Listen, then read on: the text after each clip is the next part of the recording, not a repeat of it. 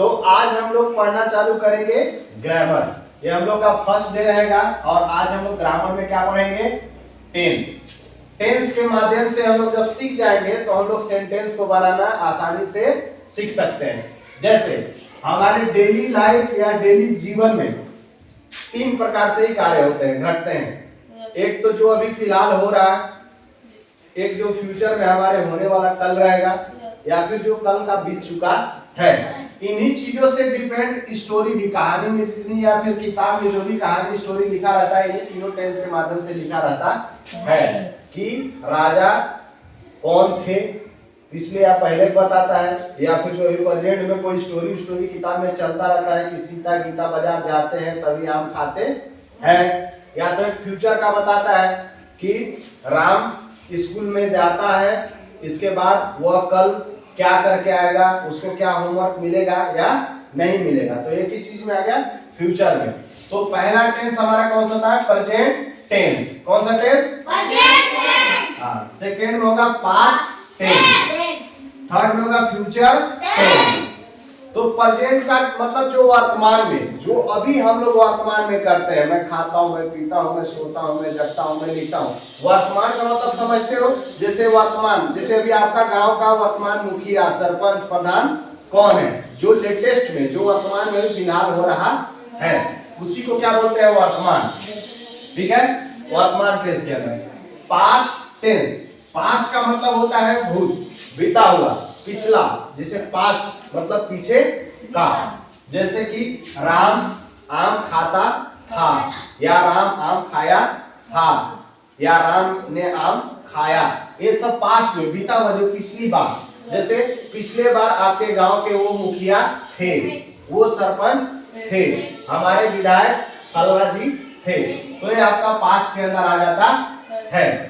और हमारा एक आता है फ्यूचर टेंस। फ्यूचर का मतलब होता है भविष्य। फ्यूचर का मतलब भविष्य। हाँ, जो भविष्य के बारे में बताता है, जो हमें भविष्य से इंगित कराता है। फ्यूचर मतलब भविष्य, समझिए। ठीक है, जैसे मैं कल स्कूल जाऊंगा, जब मैं फ्यूचर के बारे में कुछ बात करूंगा, मैं कल केला खरीदूंगा, मैं कल तुम लोग को संस्कृत पढ़ाऊंगा, या कुछ भी जो फ्यूचर के बारे में होगा या जो फ्यूचर से रिलेटेड बात होगा, वो फ्यूचर टेंस के अंदर आएगा। समझ गए? तो हमारे टेंस के अंदर कौन कौन सा मुख्य टेंस हो गए? Present tense, past tense, future tense. ये तीन प्रकार के हमारे टेंस होते हैं। जो वर्तमान का मतलब, प्रेजेंट का मतलब वर्तमान टेंस, जो अभी फिलहाल में होता है। पास्ट का मतलब जो बीता हुआ चीज है, जिसके बारे में हम लिखते हैं या सुनते हैं, वो क्या हो गया? Past tense. फ्यूचर टेंस मतलब जो भविष्य के बारे में बताता है, या फिर हम लोग भविष्य के बारे में बनाते हैं, लिखते हैं, बोलते हैं या सुनते हैं, वो फ्यूचर टेंस के अंदर आता है। आप लोग को टेंस समझ में आया? कितने प्रकार के होते हैं? तीन प्रकार के। कौन कौन से? हाँ, टेंस हमारे तीन प्रकार के होते हैं। पहला प्रेजेंट टेंस, दूसरा पास्ट टेंस, तीसरा फ्यूचर टेंस। सबको क्लियर हो गया? चलिए, ओमकार इधर आ जाइए। चाहे कोई भी, स्वेच्छा से कोई भी आ सकते हो आप।